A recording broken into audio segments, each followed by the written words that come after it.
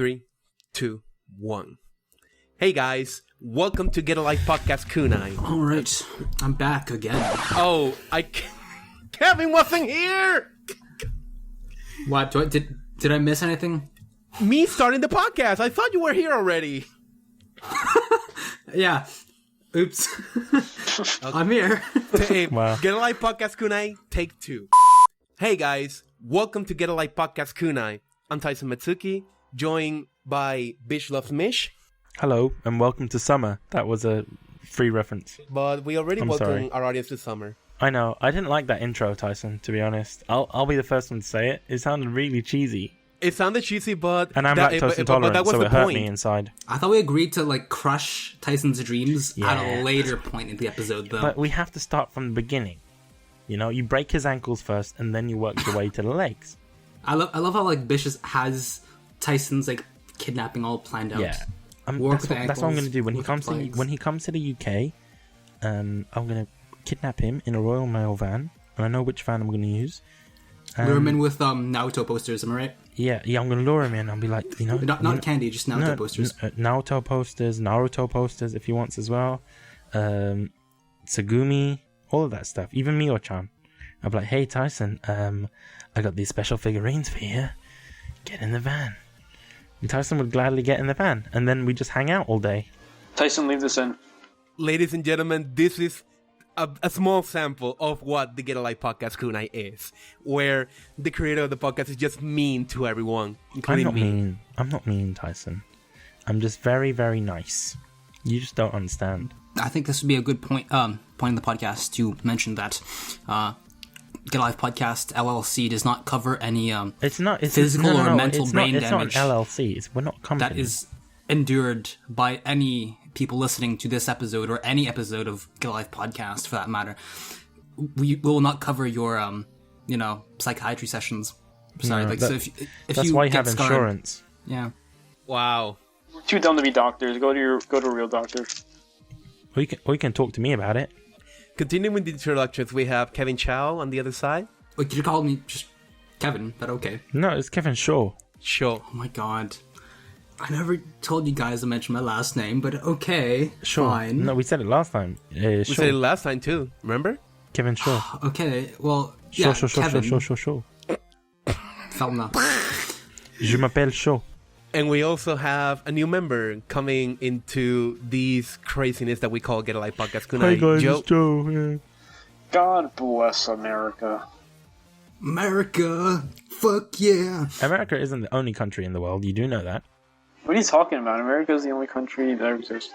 Yeah, everyone loves America for some reason. I'm all right with it. Now it's Commonwealth versus America, because there's Puerto Rico and America versus Canada and. Kevin, I think we need to stick together. You know, we both have the Queen on our money. We should stick together.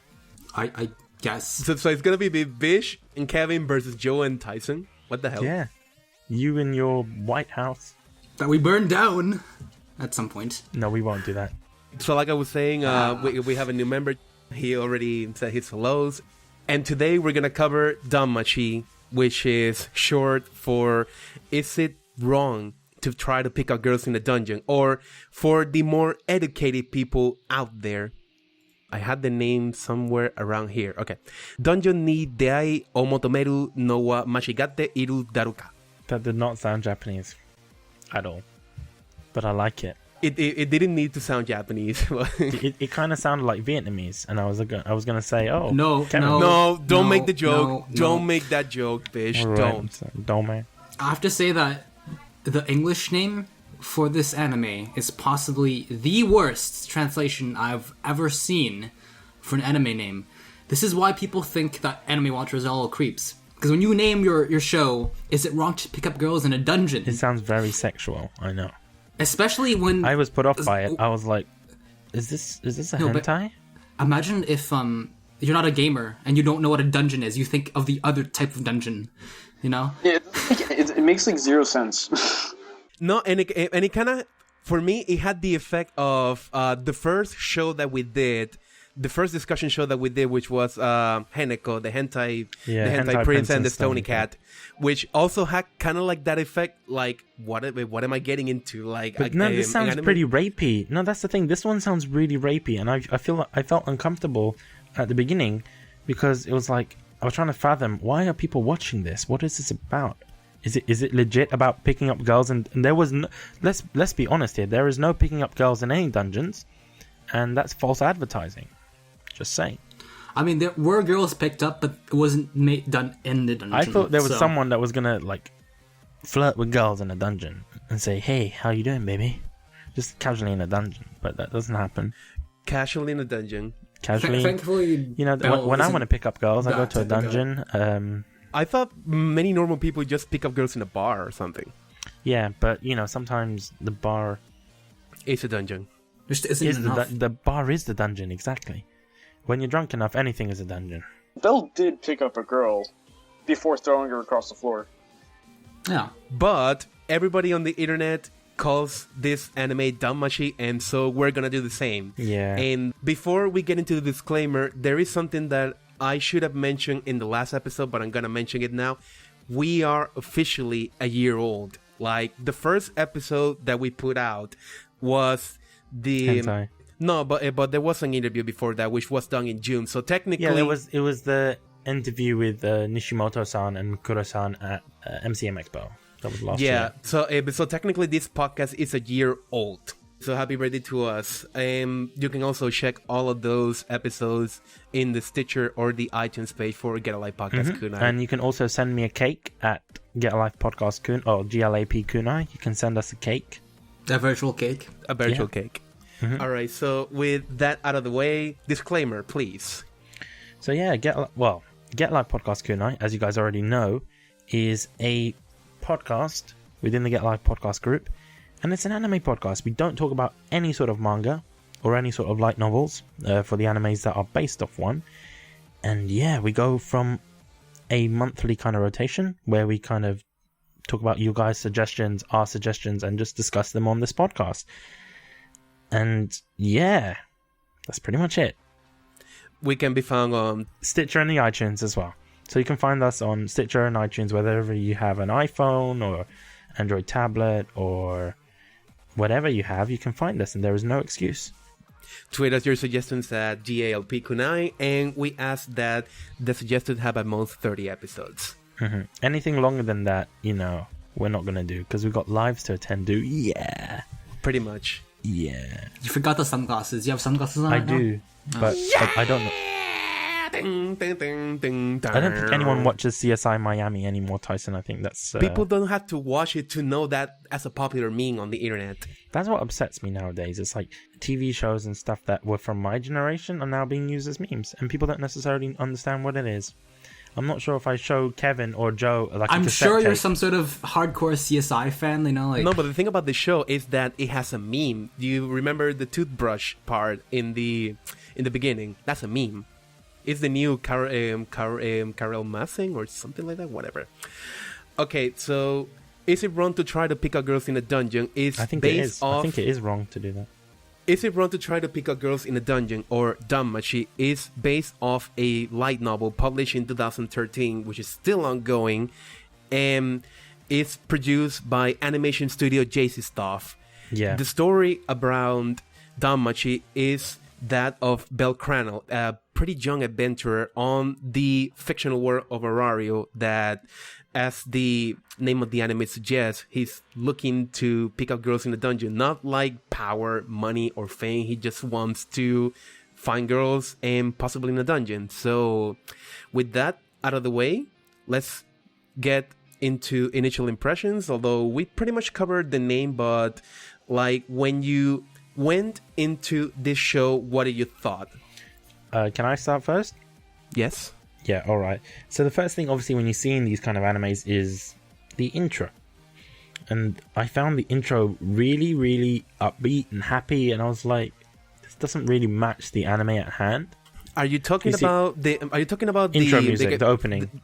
Okay, because it doesn't start with the intro music on the first episode. I know, but you know what I mean. Like, that's one thing that I kind of picked up on. Like, I'm not a big fan of the intro or the outro music. That's one thing that I've written down.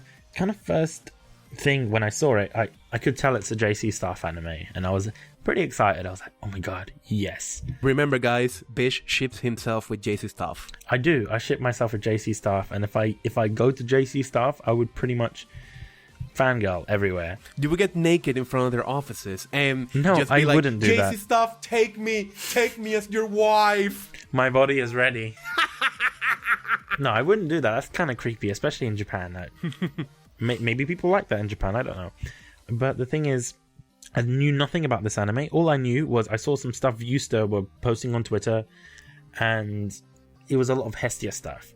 And I was like, oh my fucking god, I don't want to see another Hestia again. Why? Whether that's cosplay or... Why? I was sick of it, and I was like, who the hell is Hestia? No, but do you not want to see it because Hestia, or just because you've seen it so much? No, I've seen it so much, like okay. way before even watching this anime. I saw lots of pictures of Hestia, and I'm like, what the hell? And a lot of them were hentai as well. Like, people would post that on Twitter and not even put the and the not safe for work tag on it, and my Twitter would just show it. And I'm like, no, I don't want to see this. And then another thing was, I read a couple of articles in the BBC and the Daily Mail, and they were talking about this new craze going on in Japan, where people have this ribbon and they tie it around their chest, and it's like, whatever happened to bras? Like, that's one thing, but it's kind of annoying. And then a lot of people were saying, oh man, look at this anime, it's pretty much changing society in such a way. And I'm like, this is Western media bullshit, basically. It's American media in a nutshell. Yeah, it really upset me, and I was like, okay. When Tyson suggested this, I was watching it as it was simulcast, and I was like, you know what? I'm going to watch it. You know, if the Western media thinks it's a bad thing, then I might as well go watch it and probably enjoy it. And I did. From the first episode, it was really great. You were introduced to characters, mainly Hestia and Bell. And obviously, Hestia is one of the cutest characters I've seen in this anime so far. And I think initially she was the reason that I continued watching, because I kind of felt that it was kind of meh. Especially when he starts off and they had to build the story with his grandfather telling him about this kind of underdog story. It kind of felt boring to me, and I didn't want to get invested in it. Really? No, I didn't want to. It was just like, oh my god, this is just like every other dungeon anime. And that's how I felt. And then I saw Hestia and I was like, there's other dungeon anime? There is. Yeah. Sword Art Online. There's Log Horizon, I believe, which is also intentional. Another anime that was done by JC Staff, and I saw a lot of similarities, but I'll talk about that later. Another thing I noticed is that off the bat, I realized there was a lot of great voice acting within this animation. Anyway, I'll pass the mic on to someone else. Let's give it to Joe. What do you think? First impressions. Alright, I'll be honest. When I was looking through the list, like a list of all the shows coming in the spring season, I kind of how there's all like the bad ones mixed in with the good ones. It's like I labeled that show I labeled DanMachi as like a bad show because like I'm like, I don't know, it looks interesting, but like it kind of looked like something like looked like something on a low budget, to be honest. Low budget? Come on, this is JC Staff. You're never gonna get low budget. Come on. Okay, here's the thing. I'm not really knowledgeable with that kind of stuff. I just see a show and I'm like, oh, this looks interesting. I'll watch it. Okay. And then I see all these pictures of Hestia and I'm like, maybe I'll actually watch this show. Wait, does everybody watch? Okay, people listening, you have two reasons and two reasons only to watch this anime. One on the left, one on the right. Wow. Well, that's the impression I'm getting off of you. Like, No, you were both like, oh, I watched this because Hestia. Wait. Can I say something? I mentioned something before. Wait. You know when I said it's really similar to Sword Art? Mm-hmm. Do you know who the main character Bell, his voice actor, is? I mean, yes, the guy who voices the He's main Kirito. character. He's Kirito from Sword Art. I recognized his name, and I'm like, okay. And he's also in Sakura-so. And he's the main character also in Sword. He's pretty much the guy that's in every JC Staff anime. So he's like That's Troy Baker or Nolan North. He's Soma in Food Wars. He's Soma in Food Wars? Yes. Oh my gosh. He's in every JC Staff anime, which is kind of weird. Well, I suppose he's like Troy Baker or Nolan North in this side. He's in. Guess what else he's in? Another JC Staff anime. He's in Oremo. Oh, He's in everything. he's in everything. Do you know the name of the guy? He's in Shirobako. What? Yes. What character? He's in Denki Guy.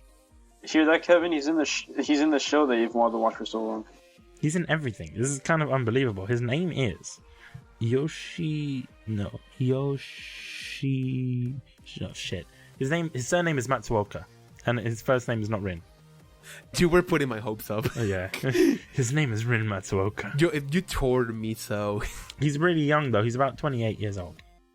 Oh, Yoshisugu Matsuoka. Oh, Yeah. I forgot that I had it here. Yeah. Never mind.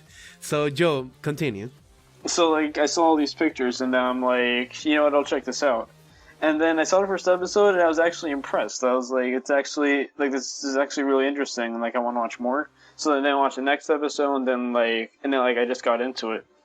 And then I took a break, because, like, I was busy with, like, a bunch of stuff. And then, like, after that, like, it just got really addicting. I was binging it, and, like, I couldn't stop watching it, because it's, like, it was so interesting.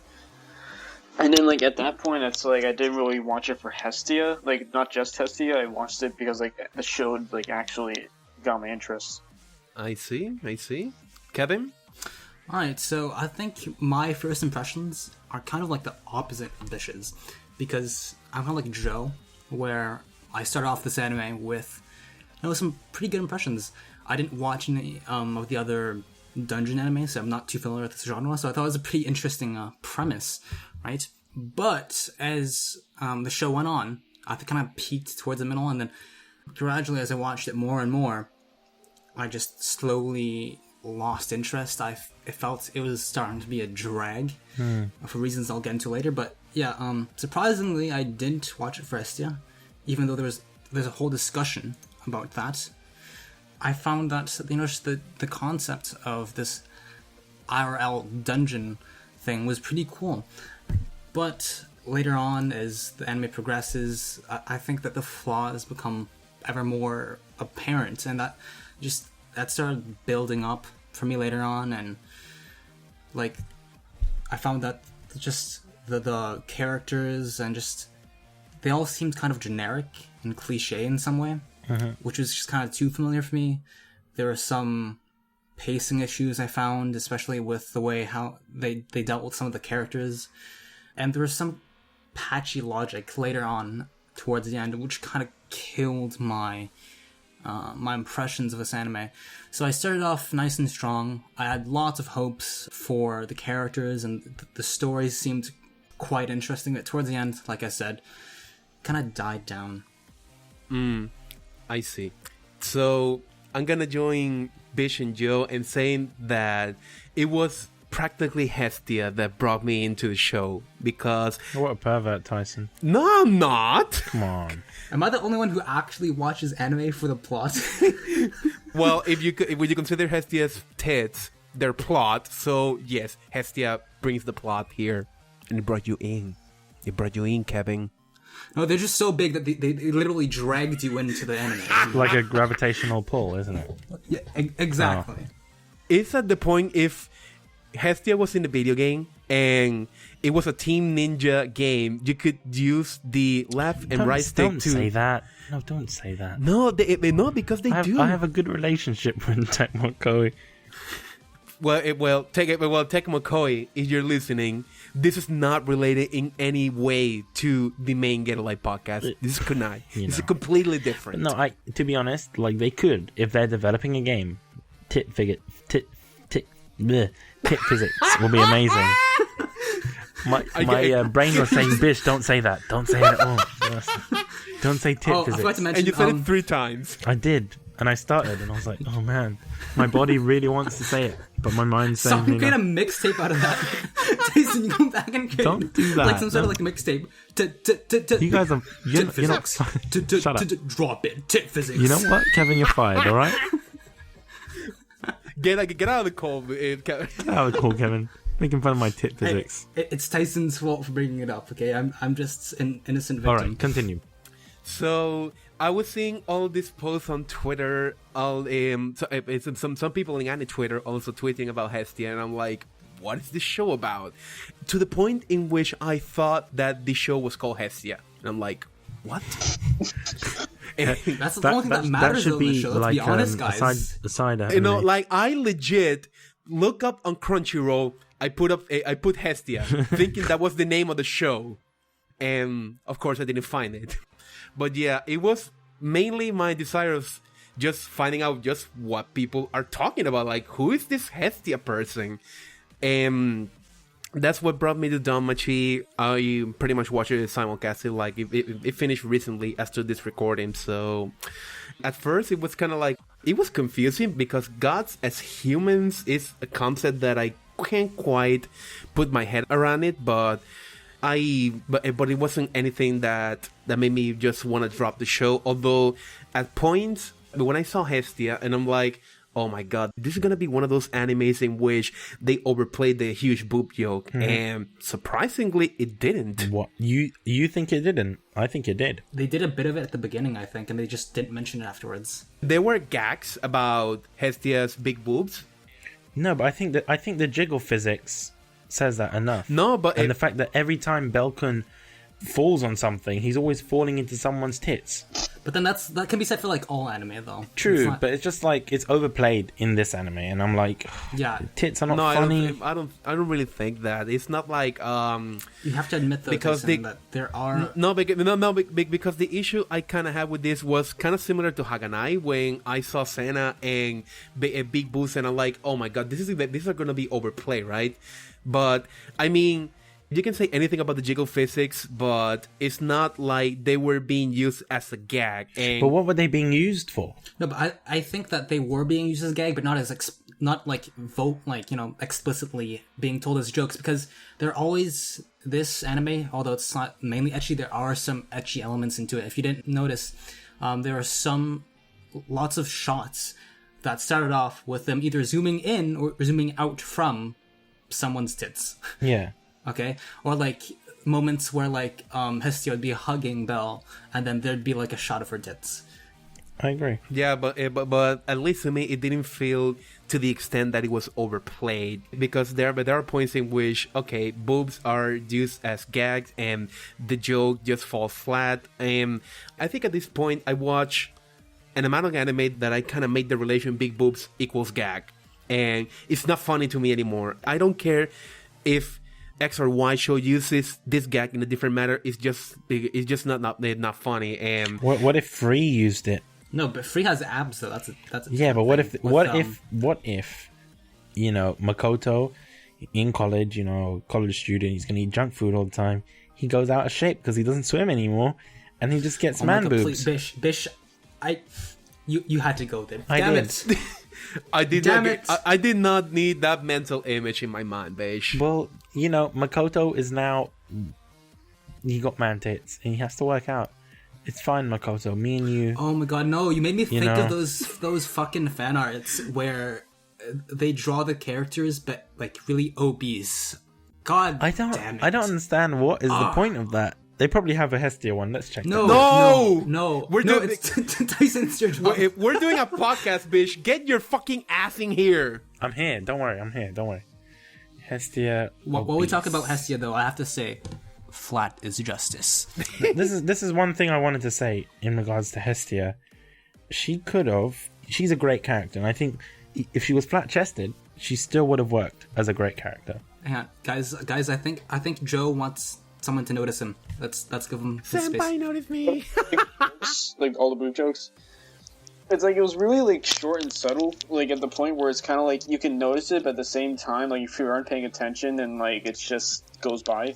So like it happens a lot, but like there's some times where it's like you can actually notice it, but like there are other times where it's just like small and subtle. Like, you know what I'm saying? Yeah, I wouldn't say like I definitely agree with Tyson and you that I mean it's not bad to the point where it's annoying, but it still happened enough that I went, okay, this is like the 5th time that they've zoomed in on her chest, where it's like noticeable. It's noticeable, but not quite enough to be annoying. That's how I'd put it. I just put in the chat now. I just typed in Hestia obese into Google, and Oh wait. Speaking of jiggle physics, What the fuck? what is this? Okay, What is this? I'll just- No. I'll just point this out there. I don't understand what is the obsession with this, because I see it with everything. Dash. Do you have a bloat fetish, Bish? Hmm? Do you have a bloat fetish? What? You having a obese fetish? You know, I like all people. Everyone. I'm not... Don't I discriminate. think we should just rename this episode Galp Kunai Hestia, because Hestia, yeah, that's one. that's all we're fucking talking about. We're just talking about Hestia. I think we should do. Let's stop talking about Hestia and let's talk about the other stuff within the anime, like story. So the story is pretty much Hestia. No, what the story is about, from what I gather, is that, you know, it's about adventurers and they have to go into this dungeon, obviously, to survive and get money and get treasure and stuff, and you know, and everyone's living in this town together. Not everyone's an adventurer. Some people own a pub or work in a pub, or they work in the bank, like that elf girl. I forgot her name. She's hot. Elf girl. The Aina? elf one. There's Seer and then there's Ryu. The one that works specifically in the bank. I think it's Aina. Yeah, Aina. she's cool. But you know what I loved about it was that, you know, she's really like, oh, Belkun, you have to do this and this and this certain way. And then that episode when they go and buy the swords and the armor, she's not wearing her uniform. And like, oh my god, she has no glasses. Amazing. I don't know, she's like, whoa. And it was very exciting for me. But I think that was like the only time you saw her in the whole anime. Wait, who again? The girl, the elf, Aina. the elf girl in the bank. Aina. She gets like minor kind of appearances in episodes. Oh, Aina? Aina, yeah. No, she appears. She appears, later yeah, on, but wouldn't it's it? not like she had this whole episode for her basically, and she was pretty much main focus. And then that was it. That's all we saw. And then she was like, she just returned to the bank as a side character. So we mainly saw her in the beginning, and then towards the end we just don't see her at all. It's upsetting. Which will bring me to my issues with the pacing later on. Another thing that I wanted to mention was that the animation style is amazing. And I say this not just because I'm a JC Staff fan, but it's something I'm used to. And I mentioned before that Sword Art is JC Staff. It's not. Sword Art is actually A1, I think.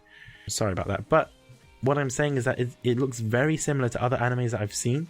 In terms of, you know, you got Belkun and his cute face. You've got obviously Hestia and other characters. Belkun at all, he doesn't really look angry unless he's fighting. Do you see what I mean? Yeah, he has like that really easygoing personality, and then like he gets aggressive when like he needs to. Yeah, I don't want to sound creepy here, but he kind of reminds me of Kevin. What? Wait, what? Belkun reminds me of Kevin, and the reason I say this is because Kevin is really chill. But if you piss off Kevin, he will go in and kill minotaurs with his firebolt. So we can throw Kevin in the dungeon. Wait, hang on. So just sum things up now. I'm Nagisa Yes. and I'm Bell now. Yes. You're Bell and Nagisa. Okay. And another thing is I'm upset. They're talking about gods and goddesses. We didn't see Mugi-chan or Nagisa. Oh my god. Oh my god. Of course. And I would be... There should be Senna. No. There should be Senna. You would be part of Senna's familia if all you want. All But the I'm with fucking way. Mugi- All the way. I'm with Mugi. You know what? I'm with Team Mugi-chan. Mugi familia. There should be like a spin-off of DanMachi. You know how like on Twitter there's always like hashtag Team Hestia and Team whatever? There should be DanMachi, but instead of gods and goddesses, it's just everyone's favorite ship or everyone's favorite girl. Yeah, I think so. We can do that right now. Guys, tweet to us. Tell us who you think your familia would be. Let's just ask JC Staff to make an anime about that. Yeah, we could, but actually no, I would have to go to JC Staff and beg them and say, oh my god, please, I'm your biggest fan, and then just they never let me in the building, and they're like, who's this crazy guy outside the building, arrest him. Familia Lily was part of. Wait, what? Because she was part of familia that like got all poor, which is the reason why she was like betrayed Bell and stuff. Oh, Lily, she was part of the familia that I think it was Loki, right? No, Loki family? She was from the Soma familia, which worshipped wine. They had no god. Yes. So what it was they collected money just to make the perfect wine. And the thing But there is a god of wine, isn't it? I don't know Dionysus. in which mythology. There is in a certain mythology. However, Dionysus. it's not stated that there is a god. It was stated, I think Loki was the one that said this. Loki said they worship wine and they spent all their money brewing this wine. There was like a special name for the wine, and like they said, like It's called Soma. The wine's called Soma. yeah, like they spent all the money on it because like they really wanted it. It was really addicting, and ended up getting poor. Mm-hmm. And they end up getting poor, and then they end up screwing other people over just so they can have the chance to drink this wine. So basically, they're a bunch of alcoholics. which is, you know, I don't know how this anime kind of deals with that. Probably they weren't trying to deal with it in a... It wasn't a very big theme. No, it wasn't a big theme at all, and I feel it was kind of, it was kind of underplayed. It was just there, I think, to put emphasis on the fact that, like, Lily came from a very... a bad, you know... familiar. But the thing is, what annoyed me was the fact that it kind of reminded me, you know, from Free, you know how Sosuke's... You pretty much have one character in Free that just to tell you that Sosuke's arm is damaged. It's kind of like that. The Soma Familia is just that one guy. That's pretty much what it is. It's just a plot device. Yeah, it's a really bad plot device. It probably was in the light novel as well, but... You mean like they were there for the sake of like kind of like putting that kind of plot in? That's what I think, Joe. I think that they were there just for the sake of being there, just so they can give Lily a fleshed out backstory. But yeah, Can we start talking about characters now? Because Lily's somebody that I want to talk yeah, sure. about. And I think what do you want to specifically talk about characters? Or just, I don't know, all your favorite characters, what you thought of them, the way they were developed and stuff. Just I think character development in this anime was really good because there's not many characters to focus on. the main cast was quite quite small for a while, especially before they introduced Wealth. Yeah, of course. But the thing is, they introduced Wealth halfway through the anime, which I think was a good time. About 3/4 thing. Yeah, something like that. I think Episode 8, I believe. the exact same episode where what's her name was introduced into Kaon, Asunyan.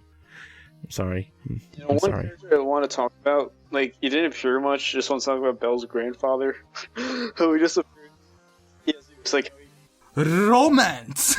Remember that one thing? Like, romance. No, but once you find out it was Zeus, though, it was like, damn, Zeus is a player. He's a player. Well, you know, even within mythology, he was. He probably had more gall than Bell to actually pursue girls in a dungeon. The thing is, we don't actually see Zeus as a god, really. We just see him as this kind of adventurer guy, which I found, it kind of blew my mind.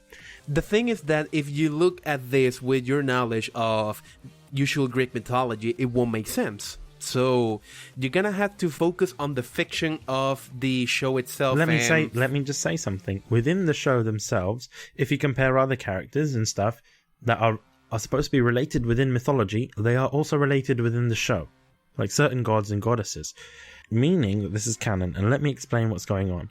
If Zeus is, obviously spoilers, if Zeus is the grandfather of Bell, then that means Hestia is also related to Belle.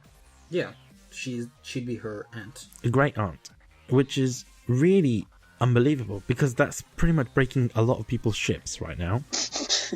Tyson's mainly. Sorry about that, Tyson. I have other ships, you know. Guys, remember, it's not incest, it's wincest. We'll talk about ships later, but that was one thing that blew my mind, and that was when I just finished it. And Wait, did that break your ship? No, I didn't have any sort of ships like that. My main ships, I'll talk about later on. They have something to do with Lily. And Lily and someone else, but I'm not going to say who until we talk about it. Another thing was I really like characters like Lily. Lily, yes, she did screw them over, but she had a reason and then she kind of redeemed herself. That's what I like when characters, they're bad to begin with, but then they redeem themselves. It's really endearing. And it makes me trust Lily a lot more. Because she has this kind of, she's in debt in some sort of way to Belkin. And another thing I never understood, this is kind of a loophole, how the hell did she leave that familia, the Soma familia, and just join Hestia familia? She didn't. She did. She joined the familia. She went to see Hestia later, remember? Yeah, but... And they had that little quabble? She just stayed there for a bit. She didn't actually join or anything. She just like stayed, like she's like Belle's supporter. It's like a contract. Are you sure she didn't... Wait, I want to make sure. I was under the impression that she joined, yeah, but... That's what I was under the impression of as well. No, because the supporter, they operate on their contract. It's not like they're bound by, like, for instance, the supporter had to support the adventurers of the specific familia. And especially in her case, so giving her role, she can do jobs for different adventurers of different familias. If you guys want to go into specifics, technically speaking, she could go to any familia she wanted to because she wasn't blessed by a god, because Soma does not have a god. Wait, they worship the guys, No, Right? technically she is part of the Hestia familia. Ah, I knew it. You see? She is. We are correct. She is part of the Hestia familia. Because that was the impression they were giving when she met Hestia for the first time, and they're talking about. Well, I guess you can explain that because, like, when you think about it, she was kind of abandoned by her familia because, like, everyone was like treating her brutally. Mm-hmm. Like, Exactly. So, like, technically, it does make sense, but like, I see what you're trying to say. Another thing what I like about her is her character design. You know, She's adorable. she's incredibly small, which is kind of mind blowing to me. Compare her to the other character. I forgot his name, the blacksmith. That'd be Wilf? Wilf. Yeah, well, the thing is, she's like half his size. Unbelievable. And another thing, she has this massive backpack. And I said this before, like, I think that this backpack is filled with something. It has to be filled with something. Like, what does she fill it with? You know what? Bish got me thinking. It reminds me of what's that one character from Denki Guy with a yellow hat, the cute little yellow hat that loves taking I pictures. forgot her name, the mushroom girl. Yeah, she reminds me of her now that I think of it, because it's like that was the same thing I was gonna say right now. because it's like her backpack is like 10 times her size, right? Just like the hat, and they look pretty similar as characters as well. Yeah. Maybe her back or like prized possessions and stuff because like she didn't really have a home. Like she was kind of like it's like yeah, like she was part of like, the Soma Familia, but like even still, like she I think that's like her like trying all her stuff. Because I remember some scenes where like she dropped like a bunch of books because her bag tore, and like a bunch of other stuff. Like and I think like maybe she just stores like a bunch of her personal belongings. What if she's homeless, and that's all of her belongings? She is. She is homeless. And it's just filled with cheeseburgers and, and Nutella. But I and thought stuff. that she was hauling all of the crystals they collected. That's what I thought was in the bag. I was like, how the fuck is she carrying That doesn't make sense, because they go to the bank for that, and they exchange Yeah, it. no, but they have to redeem that after, though. Like, I thought that she was carrying all of the crystals that they were gathering during the quest, and I was like, that shit must be Well, if that heavy. was the case, then like wouldn't it be bigger and bigger as like the show went on? Yeah, because it's like XP, basically. Another thing I like about her is that she was so like bitchy at the beginning, and she didn't want to trust anyone, and then she opened her heart to Bell, and that's what I liked. Oh my gosh, that one scene where like she was like crying her eyes out, that was sad. Like That was the Minotaur scene when she was like she was begging the people from Loki Familia to save them, and the guy was like, "Fuck no." Oh, that was one scene, but like there was like the other part where she betrayed Belle, she ran away, and then she got betrayed by she got attacked by some other guys, and like she was basically about to die. Episode 6, I believe. Yeah, like the one where she was screaming, and then Oh my god! Do you know how tall she is? By the way, sorry for this disturbance. Guess how tall she is. 3 foot. 3'2". Tyson, you check that on the wiki. Yes, because I'm trying to find out where Tyson. No, hear me out. I'm trying to find out where, not where, when did she switch from the Soma to the Hestia Familia? And so far, I'm not She getting was anything. born. She was born into the Soma. Yes, but I'm trying to where her find out parents how did died. she switch. No, And I'm starting to think that it was. The thing is, she went to Hestia. You know that episode, and Hestia was like, "Do you want to join the Familia?" And she says yes. It's clearly said in the anime, and she clearly joins the Familia. Then I can't remember. I'm sorry. Well, you should be sorry. What are we talking about again? Oh, yeah. We were talking about characters, and another. No, but like, we're talking about Lily in particular. What were we talking about? Lily, yeah. Yeah, we're talking about Lily, and another thing is, I just want to talk about the rest of my characters here that I've written here. I've already spoken about my opinions on Bell Cranel. He's a badass, he's a pimp. And my theory is that any character with grey hair or white hair tends to be a pimp. It's true. Shout out to you, Narukami. Yeah, shout out, Yunarakami. And that, by theory, that means Ai-chan is also a pimp, but he'll grow into it. Ai-chan, I love you. He's like young Yu Narukami now that you think of it. Oh my god, yes, he's Yunarakami and Chie's love child. He eventually moves to another town, and that's exactly how Persona 4 starts. No, he's a love child between Chie and you. Yunarakami and Chie, that's their love child. Done. Wow. I've just ruined this a lot for a lot of people, but it's fine. Other characters I liked Crosso, or Wilf, or whatever his name is. Wolf. He's kind of cool. Yeah, that's all I have to say about that. He's not. I don't think he's well developed enough. Yeah, I think he skipped on that. I think, didn't they say at some point, like, he's like, oh, Belle, if you knew the truth about me, you wouldn't be so trusting of me, and they never explain why. They never explain why at all. And then obviously, you know, when they're saying he can do magic weapons, and he doesn't use a magic weapon until the last episode of the anime, and I'm like, I believe he said why. He said why. He said like he he didn't. explained why. Yeah, I understand that, but he explained, and that's what I like. He explained it, and he was like, you know, a lot of people really don't have faith in themselves and don't really use their own abilities, but they use the abilities of the magic weapon, and he's pretty much saying it's OP, which is true. And he doesn't want to make weapons like that anymore, and he just wants to make weapons that normal people can use. I think it's also because like he's stating how people just wanted to use weapons for their own personal gain. They wanted to become famous and powerful and stuff, and that to him, you know, weapons. That's not what weapons were supposed to be. They're supposed to be a part of you, right? Yeah, and that's completely true. To be honest, like, I just want to know why he was kicked out of the familia. No, he wasn't kicked No, out. he wasn't really kicked out of the familia, but he was Frowned upon. He was kind of shunned. Yeah, he was frowned upon, and It's like he lost his power at some point. yeah, that's something I don't understand. His family lost his power, but I think they just don't like him because I think he's like one of the first members in his family to get his power back, right? Because they said at some point his family lost the ability to make magical weapons. He can make magic weapons, but he's choosing not to. So he's kind of like dishonoring his family's traditions, and that's why people were like, "Oh, screw him." Before that, he also has spells, so like if he could join him in the dungeon, so he had like the ability to be a blacksmith again. Like he wanted like the role of blacksmith again because he lost all his powers. I think Hephaestus made him an offer about that. What did she give him again? She gave him the magical weapon that he used in the end, right? Yeah, that he used on the last episode. Yeah, That was kind of disappointing. I was expecting more. I thought it was gonna be like a letter or something telling him to come back or something. I actually thought that as well. But hey, Hephaestus makes weapons, so I guess her letter presentation is a big ass sword, a magic ass sword. Magic ass sword. Lance sword thing. Yeah. The one thing I never understood about this anime was that, this is one thing I want to point out, Belkan uses the shittiest weapon. Let's be honest.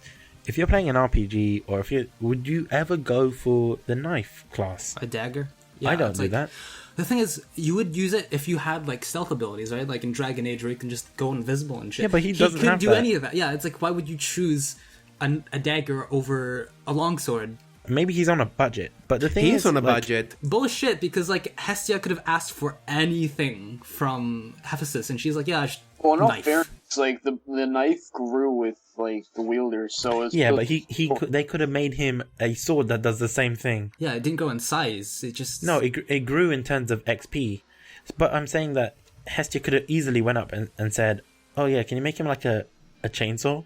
Or I'm over exaggerating, but like a I think that would have been like too bloody.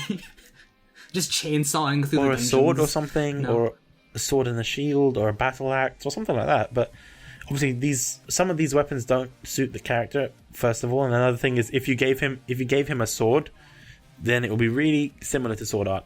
I think I know why now. Maybe I'm analyzing a bit too much, but perhaps they chose a dagger at the beginning and made him stick with it because they're like, you know what? We want to portray Bell as an initially weak character who isn't capable of much and show how he grows. So he's like, let's give him an underleveled weapon and just show that, you know, despite all the difficulties, he still manages to kick ass with, you know, with dagger. But he's so OP, unbelievably OP, and it's just like, oh man. At the Minotaur, like he was ready to die. He was, but then randomly he was like, fire aborto. The only piece of magic he can do is just like a Hadouken from his hand. That's it. I kind of feel that he's annoying sometimes. Yeah, especially when he screams fire aborto. No, it's not like that. No, he uses it too much. Like in games and stuff, don't you have an SP bar? Yeah. Like, I'm trying to think about it. Where does he get all this energy to just randomly do magic, and all these other people have to chant for magic?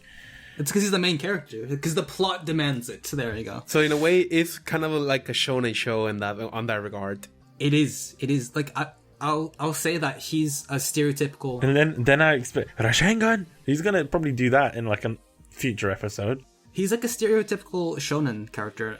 That's why I feel he reminds me of Naruto sometimes because he's just so And he does annoying. Especially he does the Rasengans as well. As far as fun. no, but it's like when the Minotaur, he just acts overly kind to the point where his decisions sometimes seem completely illogical. It's like, you know what? I'm not going to let myself be saved because I don't want to be saved by eyes. I want to prove myself and risk my life for literally no reason. It's like, he's fucking done that idiot. about like 3 times in the anime. He does that a lot in the show. Why is it shameful to just sit back and admit that, you know, maybe it's not risking your life over... He let his pride overcome him. That was something that was said. That could have gotten him killed. It's fine, but he would rather die fighting than be saved by someone that saved him before. And bear in mind, this woman is his crush. Mm-hmm. Yeah, I don't know why he... That's why it kind of bothers me sometimes. It's like, I like him as a character, he's kind and stuff, but sometimes he just makes completely irrational decisions due to his beliefs. He's just so into things. He's so, like, you know, he's such a fervent believer and, you know, like, friendship and proving himself. Well, because of his, like, childlike personality, because it's like, remember when he, like, before he got Firebolt, he opened the book, and it's like he was basically facing himself. And, like, he was, like, it's basically, like, what do you believe in, and, like, what do you hate, what do you like, and stuff like that. And then, like, they're like, it's like, you're such a child, and he's like, well, that's just who I am. So, like, I think it's just, like, his childlike personality. So, Joe, I just wanted to know, in terms of characters, who do you think is your favorite character in the anime? I really don't know what to say about that, because, like, I really like a lot of the characters here. I really liked, someone I really liked was Ryu Leon. Because, like, I don't know, like, she was, like, even though it didn't develop her as much as I wanted her to, like, they introduced her, like, this quiet worker at the tavern, and, like, when like, she saw somebody who was in trouble, like, she just, like, so she basically kicked ass. And then when they talked about her backstory in one of the later episodes, it's, like, I was actually really shocked. Like, her whole entire familia was killed, except her, and, like, she went out for revenge. She, like, killed off an entire familia. And it's like, I don't know. Like, she was really, like, such a badass. What about you, Kevin? Who do you think is your favorite character? My favorite character. And we're not talking about best girls. We're just talking about favorite characters for the moment. We'll get to best girls later. Don't worry, guys. Yeah. I'm tempted to say Wealth. Even though he wasn't developed that much, I think that he, personality-wise, I just pointed my finger at him and he's like, that guy's a bro. He's a freaking trooper. I've noticed is that you tend to go for the bro-y characters, like Free, it was Sosuke, and then... Yeah, because, I mean... And then Yosuke. They're just likable, you know what I mean? Like, they're the kind of people... Are you secretly a bro? Oh, am I a bro? It's Bro-fist. Sorry. You would have... But I find that these characters, they're just so likable because they put themselves before... Oh, sorry, the group before themselves. And that's exactly what I think Wealth did, especially in the later episodes. He's willing to fight, put all his past gripes about, you know, magical weapons and stuff behind him, and he did everything in his power to protect those around him. And I thought that was a really admirable trait about him. I also kind of liked Bell. I do admit he was annoying at times, but his personality, you know, it's admirable. Despite everything that happened to him, he forgave Lily, which I find is kind of stupid in a way, but at the same time, kind of admirable. To be able to have the strength in you to forgive someone after all that. He's such a kind person that he's just a natural leader. So that's why I know all the girls in the anime are just like trying to go for him, and he's an inspiration for the rest of the cast. I don't think it has to do with his abilities as a leader and more around the fact that many girls in this town thinks he's cute. I don't necessarily think that he's cute. The people at the tavern, they knew that he was cute, but at the same time, I don't think Hestia thinks that. I don't think it's more about his abilities. Lily thinks that either. Yeah, I think it's more about his abilities and his talent. Even for Wallerstein or whatever her name is, Eyes. Yeah. Even for her, it wasn't like, oh my god, he's so hot.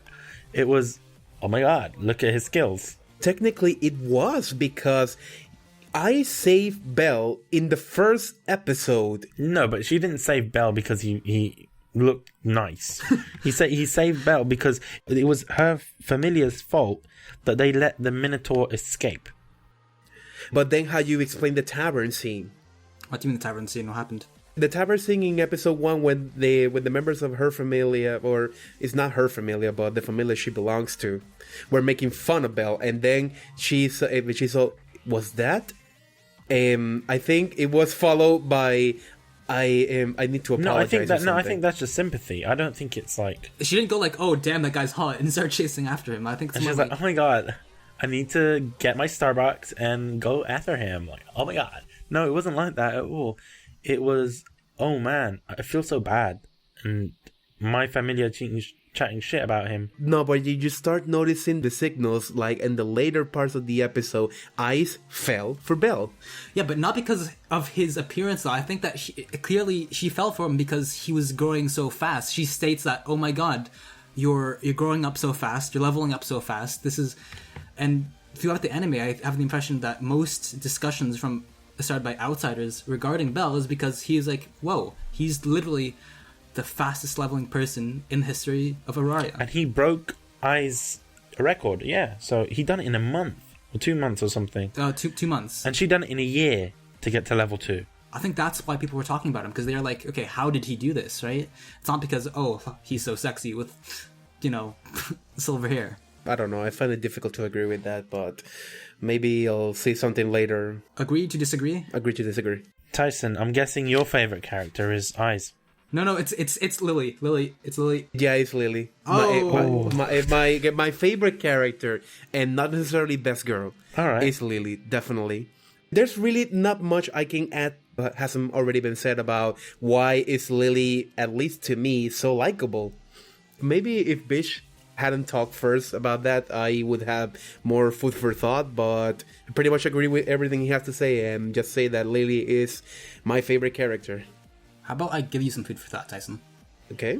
Alright, so I might crush your dreams a bit here, but I think that when she was initially introduced, in the first few episodes after she was introduced, I felt that she's kind of a bitch, but I eventually warmed up to her. But the reason I say that she was a bitch when she was first introduced, and why I think that Belle was kind of stupid to let her back into his team, is because they tell you that everybody in her life has mistreated her, has beaten her, has treated her horribly. And then comes along Belle, the only person who has ever treated her nicely in her entire life. And what does she do?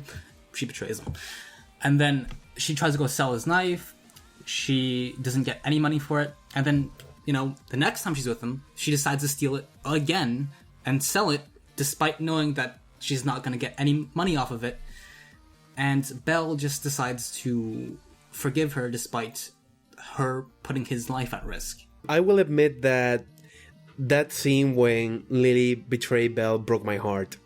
I really did. But precisely when she started telling her life story to Belle is when I started to feel empathy for her. And I really like that. And I guess in a way, with Belle being as dense as he is, especially towards women, I think what he did was admirable. Like, forgive Lily and whatnot. Yeah, it took a lot of strength to do that. Mm-hmm. Yeah, it takes a whole different strength to do that. I mean, I do agree, though, that later on she does, develop a lot as a character. But I just feel that, as the saying goes, fool me once, shame on you. Fool me twice, shame on me. Right? And I felt that it would have been better if maybe she fooled him once, and then they just get it over with, and she joins a group. But the fact that she stabbed him in the back twice, it was kind of like, I was like, wow, that's a dick move. No matter how I look at it, that was a dick move. She needed that money at all costs, because it's...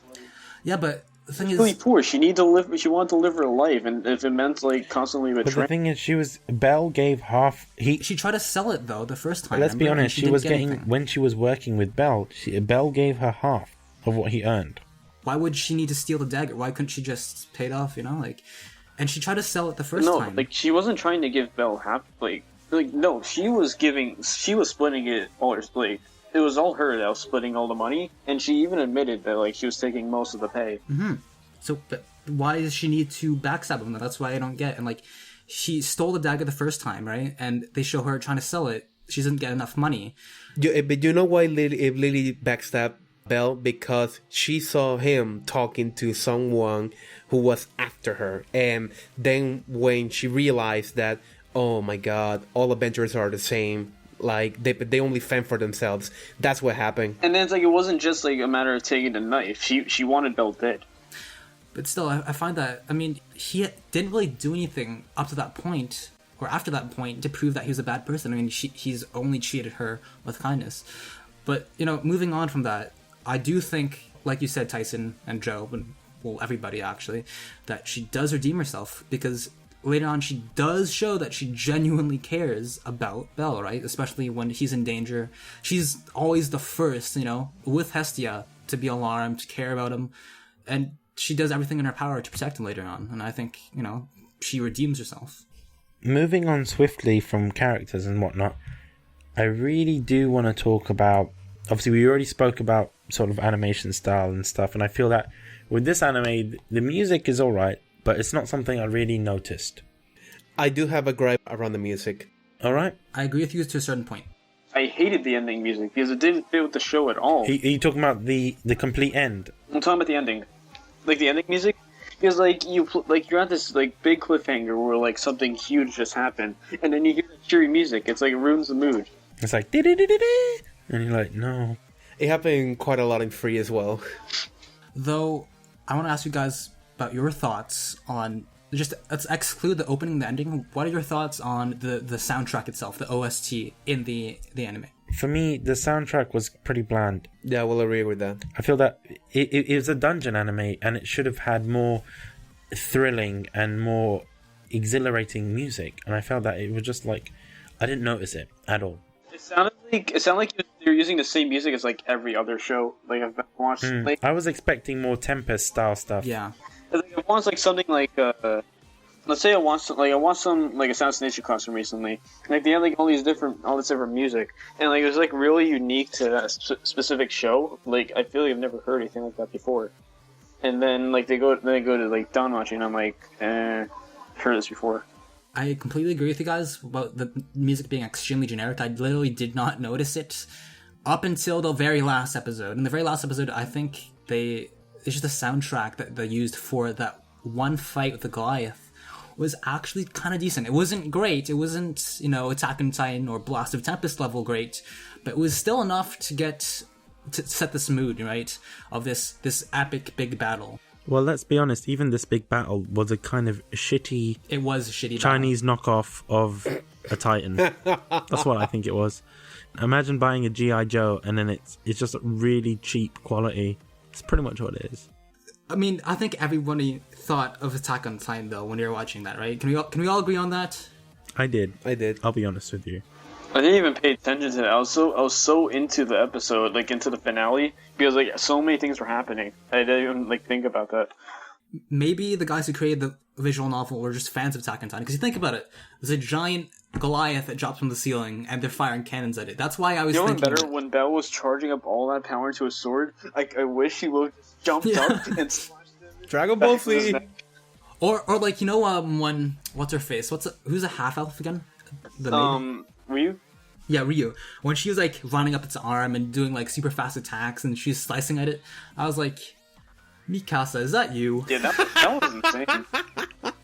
No, like, it's like when all the mages did their attacks, that was, like, all on his head. Like, he was, like, exploding. Although, I felt that, you know that samurai girl?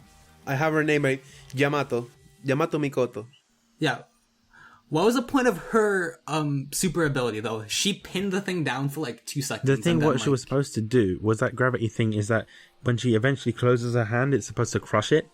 But it didn't... Oh, so it was pointless then. It was supposed to kill it. But the thing is... Okay, I thought it was supposed to pin it down long enough for someone to kill it. She was supposed to squash it and compress it to the point that it dies. That was a fail. But the thing is, she wasn't powerful enough. But, you know... That was a badass ability, she tried. I think it took a lot of strength for her to even do that, and in the end it failed. I think if she pulled it off, that would have been badass. Yeah, like it looked like she was like condensing him to like a box and like lowering him to the ground.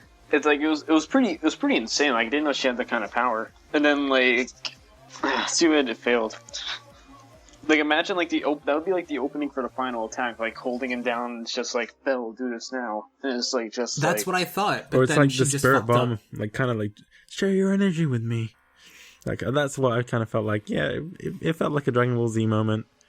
Spirit bombs for healing. Like, this is what I felt during that scene. I was like, at least you tried, you know? At least you tried. Yeah, that's pretty much what it is. It is at least you tried. What I want to talk about now, specifically, because, you know, music is not that thing. There's a lot of things that I've written down in terms of, you guessed it, guys. Oh, ships. No, hold the ship for a little moment. Don't let them go out the port The ship first. wants to dock, Tyson. No, I'm closing the gates. I need 5 minutes before I let the ships go. Okay. Okay. I hear the bomb sirens coming. I think the Japanese is coming to bomb Pearl Harbor. Ships don't wait for anyone. So before we get into shipping, because my main gripe is not really with the music, but with the sound mixing of DanMachi itself, because it really felt that like an amateur did the sound mixing of this. Like, I don't know what you guys... I just question, for those who aren't familiar with these terms, though, what exactly is sound mixing? Like, is it the sound effects, or... Okay, so sound mixing is when you take a whole bunch of pieces of audio that are already recorded and you put them together into one track. And it's not only composed of that, because on that process you can also add effects that make it sound like a particular way. For instance, the more elaborate tracks don't necessarily have to be that they actually did what was depicted in the sound. It's just a bunch of files thrown together and added effects to make a particular sound go a singular way.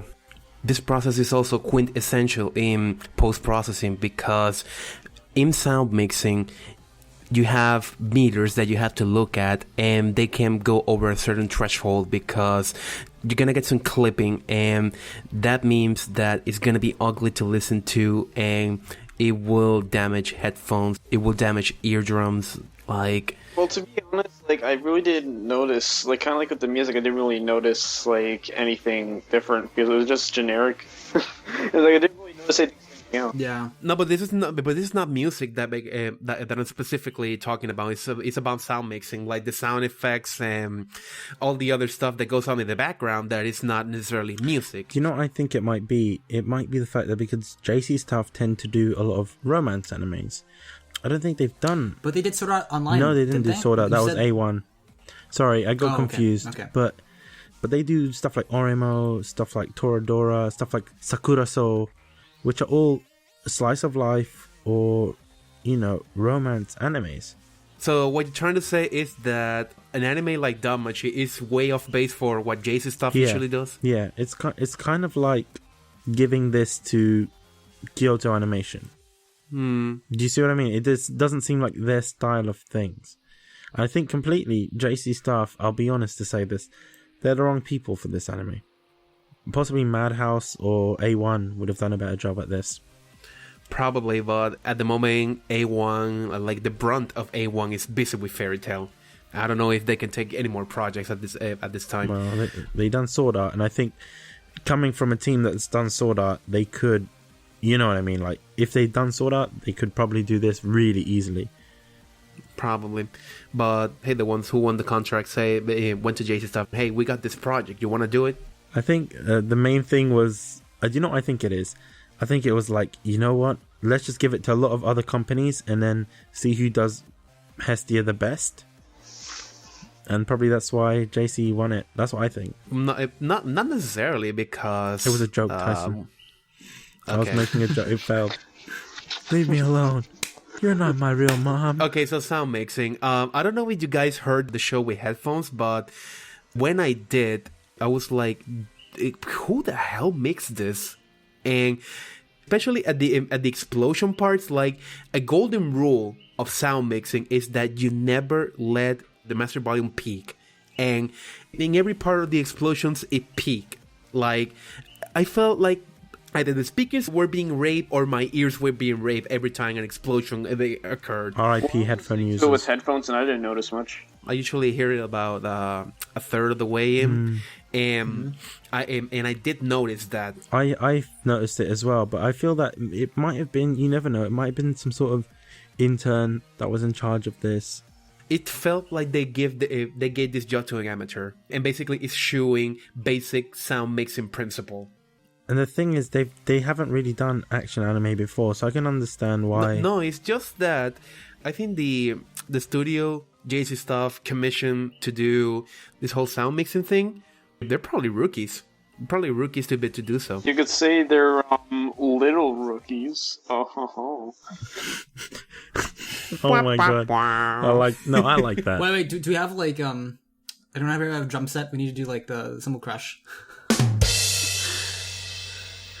But hang on, was it really that bad though? Because like I mean, Joe and I, we aren't really that familiar with audio. We're by no means, masters. Yeah, like I really didn't pay attention to it. I just paid attention to the actual show. I personally didn't notice it that much. I was also listening with headphones. Maybe it's because I didn't have audio that loud. I only had it on like at 20%. But I don't know. I just, for someone who isn't that familiar with working audio, I didn't find that the way the audio is mixed was so bad at the point where it stood out for me personally. That's one complaint that I have. As for the music, I'm surprised to hear that you guys dislike the ending song. I actually like that one. I know, it's not like I didn't dislike it. I just felt that it didn't suit the anime. I don't dislike the song. It's good. But when you're using it as an ending for something that's supposed to be epic, it just doesn't fit. Mm-hmm. They should have switched the opening and ending. That's what they should have done. You think? No, I think they should have scrapped it together and then just done something awesome, like Freeze opening. Freeze opening wasn't that great though. No, but Freeze opening suited this a lot more than this opening suited it. Opening was rock though. Rock would not go with this. Rock wouldn't go with this. No, we're not. But we're not talking about genre. We're talking about how it fitted the anime, like the overall picture, how it fitted in. I think what Bitch is suggesting is not necessarily rock that would fit DanMachi, but maybe something different. Yeah, that's what I'm saying. That even Freeze opening would have been a better fit than what we had for DanMachi. Maybe like some sort of pop music. No, possibly, but not too bombastic. Just something normal. Not normal. I want something that will get me hyped. Sword. I'm going to compare it to Sword Art because that's what I'm going to do. For ending or opening? For both. Sword Art had. I think the opening was fine. It's just the ending. No, I'm sorry. It seemed like the problem with JC stuff is that because once again everything they do is romance anime, so it but then felt. Again, Bish, this is sort of. It has a huge romance aspect to it. No. I'm sorry. This felt like it was an opening to Toradora, and I love Toradora. Yeah, but so I mean, I disagree if you mean to say it needs an opening like Attack on Titan. It's not. No, I'm not saying that. No. I think it needs something in between. I think this was too romantic, and it was like, this anime is not necessarily about that. If they were going to go for this, they might as well got Clarice to do the intro and outro. Like Nisei Koei or like Oremo or something, because it felt like that, and I felt disappointed with it. I think the opening was decent. The ending, I skipped. I never listened to it at all. I hope you didn't skip all the way to the end of the video, because like sometimes they'll have like those little like tidbits where like they'll just talk, like reveal a little more about the plot. But if I'm going to be marathoning it, I don't see the point in that. Honestly. Yeah, exactly, because it's normally just saying this is next time on Dragon Ball Z. That's pretty much what it is.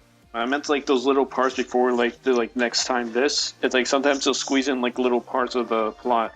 Kind of like with one ending of the episode. It was Wolf talking to himself. Like it was Wolf talking to himself inside floor 18, like the paradise. And it's just like he was just talking to himself. He talked about like, the weapon he got and like the message they got. I think the reason why I like the ending so much is that it's pretty much how they use the trumpet in a seemingly rock song. I thought that was great. Do you like the song itself or the way it fit into the anime? The song itself. Okay, that's fair enough. Okay, so I'm lowering the gate right now. Let's let the ships out of the port. I really want to talk about this. You can start, Joe. You can start with your ships. We'll judge you. I only have one because I didn't see much material here. Okay. Okay, I'd like to. You have to think outside the box, but all right. I'd like to talk about Hermes and Asphy. Hermes and who? Sorry. Asfi. That's one of my ships actually on here. So okay, good ship. Hermes such a perv though. No, He is ultimate perv, but that's what I love about him. Anyway, like, continue, Joe. Like messing with like Ashley. Like you sound like those parts where you're just patting her head, just like pop, pop, pop. It's just funny. Is that all you have to say about this ship? To be honest, like Let me teach you something about ships, Joe. Bish, not everyone's a professional sailor like you, okay? Jeez. I've been doing this for about 5 years, guys. hey, I go to Hold your horses, Joe. You gotta forgive us landlubbers, All okay? right, just hold on to Jeez. something, Joe. Make sure you're holding on to your couch or something. First ship. This isn't much of a shipping anime, in my opinion, okay? Like, I don't have many You can ship find anime. ships anywhere, guys.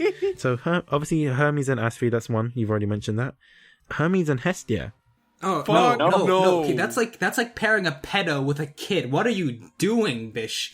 Guys. What are you yes. thinking? Why do you say that? No. Okay, let's have a vote, guys. Vote to deny Bish's ship. In favor. You cannot deny my ships. All in favor? All in favor? All right, you have my vote. Okay. Maybe that ship wasn't that good, but I'll tell you another one. Wilf and Lily. I can see that I can working. see- And the reason I say that is because, at first, they were really skeptical of each other, and, the way he was giving her nicknames, he was calling her little shrimp and stuff, and I was like, that's kind of cute, She's 15, but that's still kind of cute, and they can one day make babies. The thing is, I don't think Lily would ever go for anyone except for her senpai. But there's no senpais mentioned in this anime, so you're wrong. yeah, but we know, No, sorry. know that There's no senpais. This is what's upsetting about this anime. No, but- Bish, it's explicitly implied that Lily sees Belle as her senpai. Alright, there's no question about it. Another ship that I want to mention is Loki and Eyes. Oh, no, I support the ship. Yes, Completely. Yes, I support this. And the reason I say that is because, Loki is fucking amazing. She's so funny. And she's going for that ass, too. She's homing in on it, She's all about that ass, let's be honest. I found that kind of funny, to be honest. I was not expecting that. Right, yeah, I loved it. And especially when she was like, she wanted like to massage her, and she reminded me of I forgot which anime it was. There's a character from an anime. There's always this one character that likes to touch up other characters. She reminds me of Katsuragi from Senran Kagura. Oh, The God. character likes to grope people. Loki is pretty much like that. But in this case, I don't find it creepy for whatever reason. I think it's like just because of Loki's personality. Yeah, because Loki, as a god, Loki is a joker of gods, essentially. It's just a troll, basically. Yeah, It's, that's what Loki's about. When I first heard Loki, I was thinking Tom Hiddleston. And I was like, oh man, Loki. Yeah, but I was confused at first. I was like, wait, this is Loki? Isn't Loki supposed to be male, though? And I was like, oh. Well, technically, Loki also fucked a horse, but that's not there. Just saying. Oh. I don't think I needed to do that. I think I have another one. It's Oka and Yamato. Explain your reasoning. Well, first of all, they started out like in the same party, and like they usually like interacted with each other, and it's like she really cares about Oka. Like she didn't. You saw like around the end, like when like the Goliath was attacking. Mm-hmm. It's like she really didn't want him to go. It's just like don't leave me. Like I don't want you to die. Hang on. That was Yamato? Wasn't it the little short The samurai haired black girl. girl? No, but wasn't there his there was his companion, no, his What was the name of him? Oka. Oka Kashima. Yeah, Oka Kashima. But who's that girl that he asked to give him his shield? Yeah, that was Yamato. But no, it wasn't Yamato. Yamato was the one in the armor with the sword with the gravity thing, right? That wasn't Yamato. It was the short girl. No, I was wondering because like two characters look like there's two characters being confused with each other. Is this Shigusa by any chance? Either Chigusa or her. Because I know for a fact that it was not Yamato who Who gave him the shield? yeah, because she was busy fighting, right? Yamato, that's a male's name. But it's a female. Yeah, I know, but a lot of... I think it's more like a reference than anything. I don't think it's meant to be a serious name. I think it's a reference to possibly samurai and stuff. But that because their god is Take Mikazuchi. Who, fun fact, that is Kanji's persona. Well, it's not. Well, we shouldn't like just think of it as Kanye's persona. It's actually like according to mythology, it's kind of like he's like it's supposed to be like a god, like just like. I thought of like the battleship Yamato and also Kantai Collection. I'm sorry. I'm secretly judging you. What do you know what Kantai Collection is? Yeah. Just stop talking. Oh please. my god, Kevin. I don't even play. I haven't played it. Takumi Kazuchi is a deity in Japanese mythology, considered a god of thunder and sword god. So he's he's Thor, basically. Basically, yeah. He's Thor. But he's not Chris It's not Chris Hemsworth at all. He's Japanese Thor. Sorry, ladies. Takumi Kazuchi isn't sexy though. Did you just say Thor's sexy? He is. I agree. Yeah, I dude, wish I was Thor. Wish I had a body like gay or him. not, you have to admit, Chris. But come on, we admit that Tom Hiddleston is where Yeah, it's because at, he's British. guys. Come on, he's the ultimate supervillain. Did you see him in the Jaguar adverts? But don't Brit people think that Aussies are more hot than We Brits, do, though? but Like, Tom Hiddleston is just perfect in every single way. I love him. All we need now is an Avengers reference. No, this is a Tom Hiddleston reference. He doesn't need to be in the Avengers. That's all we need. He wasn't even in the new Tom Hiddleston, Avengers. if you're listening to this, we love you and please sponsor us. He's not gonna sponsor. What if he does?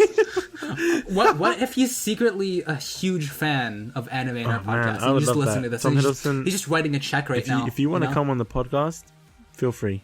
Come to my house. We'll record in my basement. Okay, that is not slightly reassuring creepy. at all. That was slightly creepy. I don't have a basement, but I'll dig a basement just for Tom Hiddleston. Wait. Do you not have a basement, or do you not have basements in Britain? We do, but they're expensive, so people don't have them in their houses. Because in Florida, what I learned is that they don't have basements because they'll get flooded all the time, which is surprising. Usually because of tornadoes is why many even then, houses have you know basements. what, Tom Hiddleston, we can go to the underground station, the Tube, and we can chill, talk about anime, talk about Loki, have a pizza together. But hang on, how are you supposed to have a basement in a cardboard box? I thought you lived in a No, cardboard box in the London Tube. I don't live in the cardboard box. I live inside the Tube, so I'm always on the train. Oh, Even now, I'm only joking. I'm not on the train. That's an ongoing joke. So how does it work when the metro is not working? Like, they don't work 24/7. They are going to. They're going to. he sleeps on the tracks. No, I sleep on the platform. Guys, get this right. I sleep, or I stay in the depot, inside the train. Wow. Duh. What if Bish is one of those security guards or one of those booth collectors? He just stays there all night, just with his laptop at the station. What's his just watching name anime. in Thomas the Tank Engine? What's his name? The controller. That's me. I haven't watched that in such a long time. I don't even know God, who's Fat- who. I think his name is his name Fat Controller or something like that. He's a chubby lad and he controls all the trains. That's me, but homeless. Good Life Podcast Kunai, the only podcast where you will go from DanMachi to Thomas the Tank I Engine. love Thomas the Tank Engine. That was a fucking amazing show. All I know about Thomas is that the narrator is Ringo Starr. That's all I know. Oh no way! Yes. My god! And Ringo Starr. from the what? Beatles. What? Oh my god! Ringo Starr from the Beatles. He did narration for Thomas the Tank Engine. I can remember it now because Ringo Starr kind of sounds like this. Mm-hmm. Yeah, I love Ringo. Wow. That's interesting. Okay, Kevin, ships, go. What's with the serious tone, like putting me in the hot seat? Jeez. Aggressive ships. I'm an aggressive tsundere. Get your ships in. Okay, yes and no. I didn't really think of this much. I think that the yes, the characters are decent in this anime, but they're not so well developed that I'd automatically ship people. I think Eyes needs to be shipped to someone other than Loki. If Eyes were better developed, I would definitely ship her with Bellamy because they're just an awesome combo. Except for whatever reason, I'm kind of pissed that they didn't show her with Bell in the last episode. It was kind of shit. What else? I think we have to ship Wolf to someone, and not Lily. Just not Lily. I think I would definitely ship Wolf With Bell. with. Hephaestus. Oh, yes. Yeah, I pulled that out of my ass. And it's like... no. Literally, my only reasoning is red hair and red hair. Okay, Oh that's my the only gosh. reason I need. But Really? I was about to say Wolf and Rio. Huh? Wolf and Rio. Okay, the elf girl. Yes. And then, of course, I'd ship myself with what's her face? The maid. Her name Seer. That's Seer, kind of. yeah. I've never heard that anyone say that before. Yeah, I'll ship myself with the maid. Oh, okay. Coming from the guy who ships himself with JC staff, you're shipping yourself with an entire company. I also ship myself with Nagisa, but what's that your business? No, but you realize that. Hey, Bish, is monogamy or no? What's the term when you have lots of wives? Is that even illegal in the UK? Like, No, that's it's illegal. No, That's no, illegal. but I'm not saying I'm getting married to Guys, them. I have a very good reason for shipping Wealth and Bell. All right, go ahead. So, Wealth's hair is red. Bell's hair is white. Both colors make the Japanese flag. The Japanese flag has 4 corners. Oh my god. Above the corners, But it's like orange though. Illuminati confirmed. No. And after their child would be like Uka or Yamato because very honorable samurai. Why do you always do bad Japanese accents? And it's always so like, I don't know. It reminds me of The Last Samurai with Tom Today Cruise. I learned Bish is professional Japanese. I am. Hey, give me a sentence in Japanese and I'll do it now. But I can only do it in a female accent Oh boy. because I'm secretly. JC staff, will you please notice me and take me out to dinner? No, give it to me in Japanese. Tell me in Japanese. How can I give it to you in Japanese? That sounds so wrong. Give it to me in Japanese. Just bow down and give it to him. Oh yeah. No, that's creepy, man. He's young. Kevin, it's alright. Maybe when you're like 5 years older, our love can blossom. Wow. Wow. Just awkward silence on the podcast. Wow. It was awkward because it was true. I was just trying to confirm the Illuminati, then we got this far. It's fine. Joe? Joe? Wait, Bish is the Illuminati. I am. It There you confirmed. go. That's completely confirmed. That's why I wasn't talking during the whole Illuminati thing, because I didn't want people to know my affiliation. All right. So ships. I've already said my ship, so you're the only person that hasn't talked about ships, Tyson. For once, Tyson actually has a ship. Yes, I actually have a ship. On the anime, that is pretty much pointless to have ships on. You want me to say the ships or? I wouldn't say it's pointless because it is a harem anime. So I think that they did want you to have ships. Although I don't think would say that anybody the asks characters for aren't the that good ships. I shipping. think they just create themselves. No, but it's like in a one does not simply not have ships in a harem anime. I mean, like that. I it's like that meme impossible. reference. But it's One does true. not It's true. enter Mordor. Okay, ships. Walk into Mordor. Jeez, Shut the fuck up, Kevin. uncultured swine. I don't watch Lord of the Rings, man. I'm sorry. How can you be British and not watch Lord of the Rings? What is this? Hand over your gentleman card now, You've sir. already taken that from me from like the 3rd episode. I'm taking it again. You're now demoted to American. That's how un-British you are. So I've skipped Canadian altogether and gone straight to American.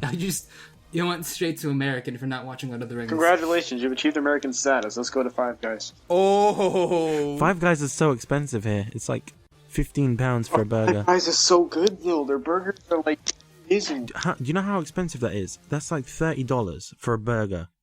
Oh, what the hell's wrong with you? I spend like $10 on like an entire meal. Yeah. Over here, if you want to buy a burger, it's like £15, which is 30 American dollars. Wow, that's restaurant price. I can hear the Texans just screaming Whataburger at the top of their lungs right now because that's all Texans talk about is Whataburger, and I want to go to Texas and eat there now because apparently it's freaking amazing. And another thing is, what is up with Chipotle? Chipotle is fucking amazing. It's like It's disgusting. it's fucking amazing. It's like I've tried it here and it fit. I don't know why it's so soggy, and it's like I feel like someone spat into my food. And the thing is, I can tell they didn't because I can see them making it. Fish, Yeah, you're fired. I can't be fired from. you can't fire him. Yeah, if he's Joe. your CEO. Come on, but it felt. Did you not know that? I will take over the podcast. Yeah, let's take over the podcast. We're gonna go towards a bright future, everybody. No, Bish is executive senpai of Get Life Podcast. Exactly. This is why Kevin's my second-hand man. Oh, I'm putting on the Constitution. You heard it. Joe, we need to work together to be able to oust these two from the podcast. Because Tyson always wanted to kick me off Yes. from the beginning. He said he was You know going what, to kick me Tyson? off my throne. Tyson, we're I'm gonna not letting him do that. We're gonna create our own podcast. We're gonna create Galf Kunai Food Edition. Food edition? He knows about the joke. That was one of our jokes. See, even Joe subconsciously references one of our jokes. Welcome That's to how the team, Joe. good the chemistry is. We in this group. brainwash you well. See, Bish, I told you this would happen. I knew it was going to be like this Commonwealth versus Merca I know. thing. We have to I stick knew it. together, man. You're fighting against me. You're basically fighting against the U.S. Hope you're ready. No, you're playing against. We're playing against Canada's pants. That's what we're playing against. Canada's pants. Does Canada have a big dick or something? like, I don't understand. Yeah, that's Florida. That's what Florida is. You know, maybe like the Caribbean and Puerto Rico is just the jizz. I don't know. You tell me. Well, maybe our interpretation of the world is wrong, and like the world's actually upside down. What the fuck is that supposed? Wait, what was that supposed to mean? What was that supposed to mean, Joe? Maybe you're the jizz. No, how's that make sense? Because you have no penis. Florida is a penis. I mean, there's just that's just Canada doing a handstand then. Okay. You know, I think America sometimes it's kind of like an obese man that can't see his own wang.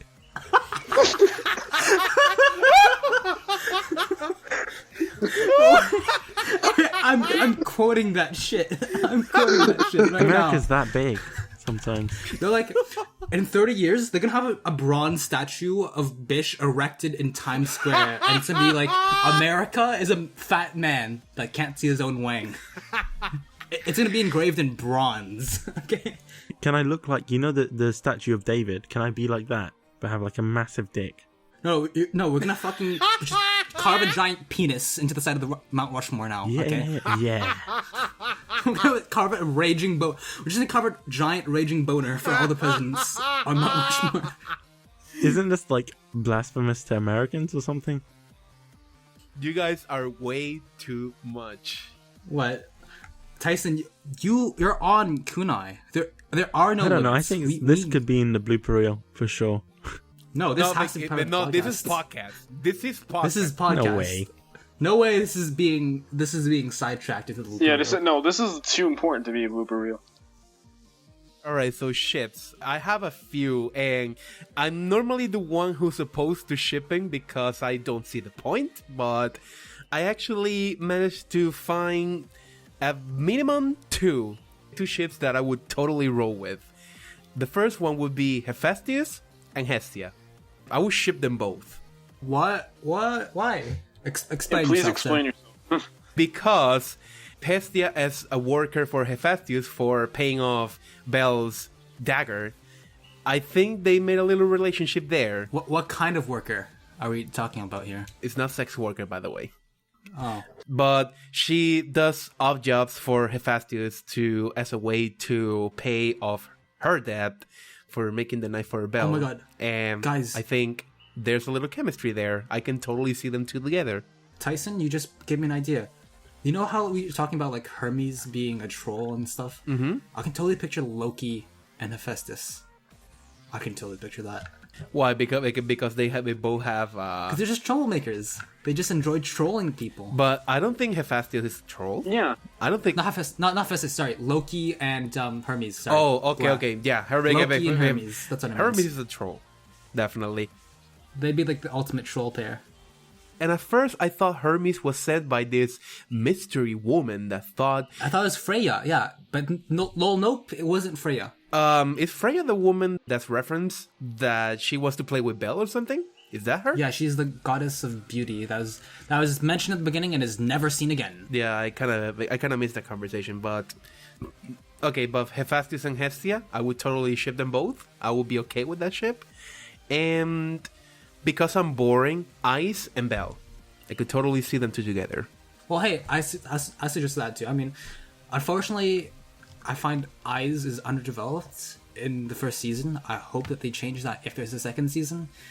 But, I mean, yeah, I could totally picture them together. I mean, they already have chemistry, between them, so... No, the thing about Ice is that she's a klutz. And I kind of like that about her. How's she a klutz, though? How's she a klutz? Wait, did I use the wrong word again?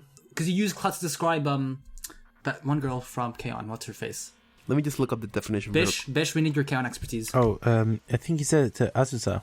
Or was it Asusa? No, Yui. Yui, yeah. Okay, for reference, klutz means a clumsy, awkward, or foolish person. And I do think that Ice fits the clumsy part of it. And I don't know why, but it's endearing when she has that trait. I don't know. but I totally see them together. I would totally be okay with it with that. But how's she a klutz, though? I don't remember her being that much of a klutz, to be honest. I thought she was like this ultimate badass. She is a badass, but I mean, how can I explain it? Like, there are parts in which she just acts absent-minded, I suppose. Well, that's just her being an airhead, then. Is airhead the better word? Then, yeah, airhead, then. Airhead. Hang on. Belle did say that she was an airhead, right? Yeah. Belle literally said in the anime that she was an airhead. It's probably an issue of me using the wrong word. I'm sorry. Like, English is not my first language, so there's a lot of improper English usage for me. Basically, she was like empty-minded. Like, it's kind of like that. She was an airhead. I mean, I wouldn't say she's dumb, but... She's not dumb, but... She's like carefree. Like, smart but carefree. Do you know who she reminds me of? This is something I wrote down here. She reminds me of Shiro from Sakuraso. Bear in mind, this is a... Wait, you're talking about the, like, little girl, I think it was? Like, someone... Have you seen Sakuraso? I remember seeing, like, there's one girl, like, but, like, I watched, like, a little bit of it a while ago, I think. I watched, like... The main character, that's the painter. Yeah. Yeah, like, the white-haired girl. Bear in mind, this is also a JC Staff anime, and I bet you I'll check it now. I bet you they have the same voice actors, and they have the same character, almost the same character design. I think I know. I think I definitely know what you're talking about. Like, like she has white hair, doesn't she? No, she has blonde hair. They look physically alike, and I'll check who their voice actor is. Yeah, I can see that. Like, it's kind of like. I think they have the same voice actor as well. Saori Onishi is the voice actor for Ice. Alright, and can you see what other stuff she's done? Yes, I can. Let me give me a moment. If the name of the anime is Sakuraso. Sakuraso no Pet. No, the only thing I see with S is Saikano Sakuraso no Pet. Okay, this is the one, right? Sakuraso no Pet Nakanojo. Yeah, who did she play? Who did she play as? Shiho Fukaya. Oh, she plays Chiha. I'm surprised actually. She plays a completely different character that I think she would have played, but fair enough. But she's still in Sakuraso. The thing is, I think that JC Staff went with voice actors they knew. It's all other voice actors that have been in pretty much every one of their animes. It is one of the criteria when directors are choosing voice actors for their show, and usually one of the criteria is how well known are they. Again, something I learned from Chirobako, but maybe some other day. Alright, so those are pretty much my ships. Should we wrap this up then? I think we should. So next episode, I'm going to announce it. Next episode will be about Baka and Test, otherwise known as Baka to Test in Japan. It's an anime about school, so it's slice of life, but it's kind of odd in the sense that they battle. And you'll understand what I mean. They battle for grades. So if you win... Battle for grades? Yes. Wait, is this like, what's that one movie I'm thinking of right now? Hang on, I have it. Battle Royale. That was I was thinking of when you mentioned school and battling. Lol.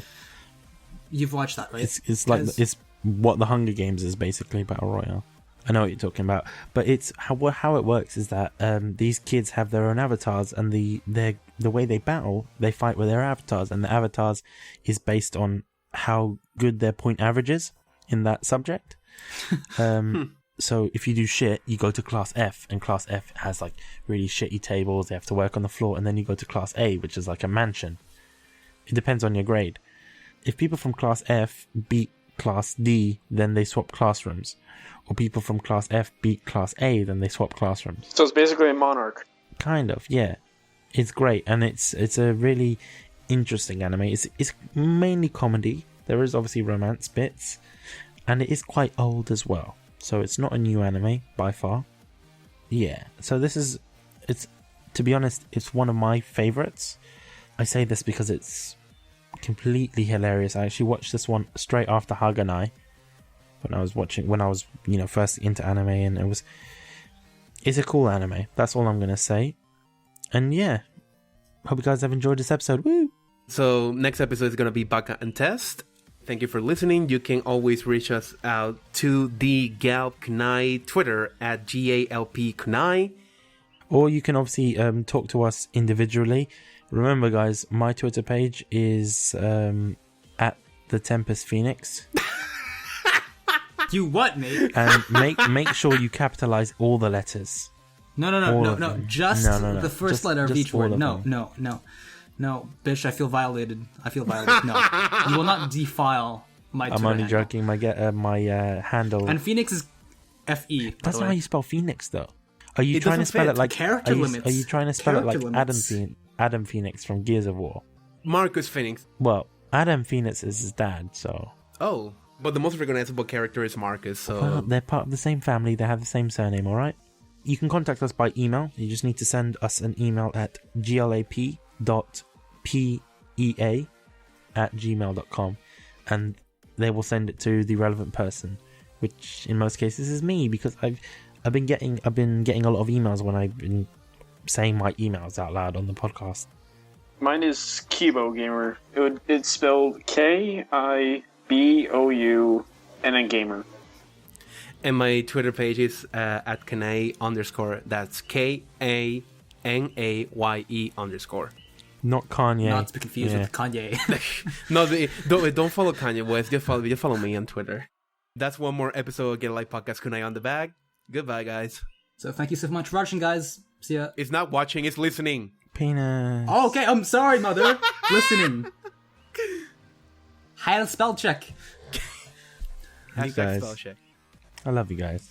Love you too. You guys are all awesome. Stay sexy.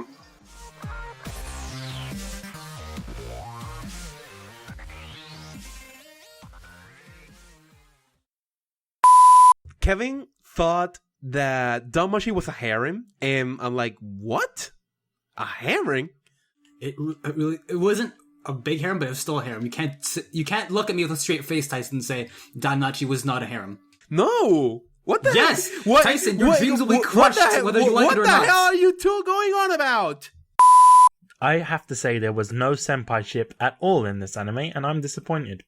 Oh my! What the hell? No. No, I did not hear senpai once. No, but I was literally Because it's not a high I school got anime. pissed off at Lily at some point because she was fucking. What was that guy from Free? That with the he was like.